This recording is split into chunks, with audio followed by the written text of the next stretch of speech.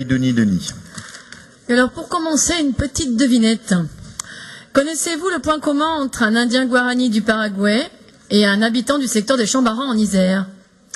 Eh bien, les deux subissent les effets de la dégradation de l'environnement et du réchauffement climatique sur leur patrimoine, leur patrimoine naturel.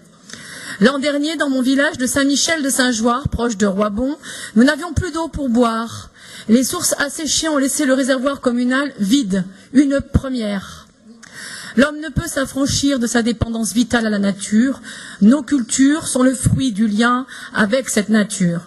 La perte de ce cordon ombilical est d'ailleurs à l'origine des suicides massifs chez les jeunes Guaranis que j'évoquais au départ, qui en perdant leur environnement ont perdu leur culture, leur lien avec la représentation du monde.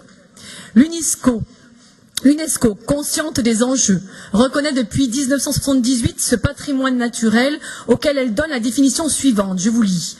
Pour être inscrit sur la liste du patrimoine mondial, un site doit posséder des richesses telles que des phénomènes naturels remarquables, représenter les principaux états de l'histoire de la Terre, démontrer des processus écologiques et biologiques significatifs et contenir des habitats naturels importants.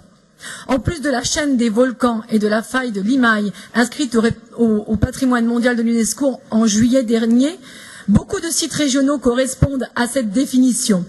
Les zones humides comme celle de la forêt des Chambarans, le Mont Blanc qui est en train de s'écrouler, et bien d'autres trésors naturels en péril. Nous vivons une période charnière où nos représentations du monde sont bousculées par la réalité d'un monde fini.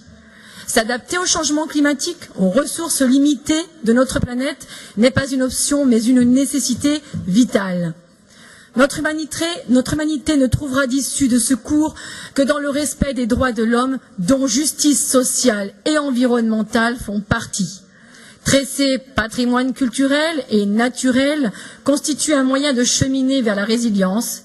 Et peut-être que l'UNESCO devrait finalement inscrire la planète tout entière au patrimoine de l'humanité. En attendant, la région doit faire sa part. Et pour le moment, son intérêt n'est porté que sur la sauvegarde du patrimoine culturel. Aussi, nous demandons d'abonder de 3 millions d'euros le budget du plan préservation et mise en valeur du patrimoine régional pour la sauvegarde du patrimoine naturel. Je vous remercie.